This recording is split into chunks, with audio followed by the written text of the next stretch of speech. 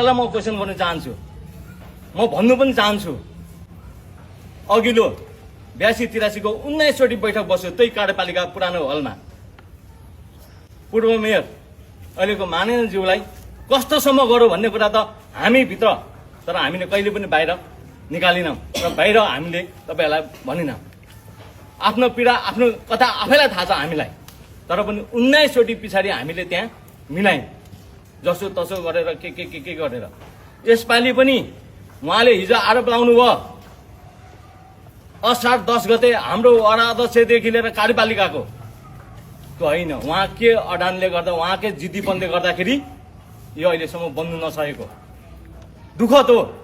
हामीलाई पनि दुःखद लाग्छ, यो भन्नै पर्छ। आज उहाँले जुन आरोप लायो, बोलाउने अध्यक्षज्यू संसद दलको नेता तपाईँहरू भनेर भन्ने, यो गर्दा पनि यसरी मिल्यौँ छिटो गरौँ हुँदैन भनेर भन्ने, आफै टेबल ठोक्ने अनि आफै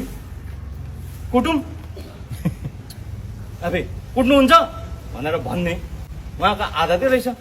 यो अचम्म लाग्दो।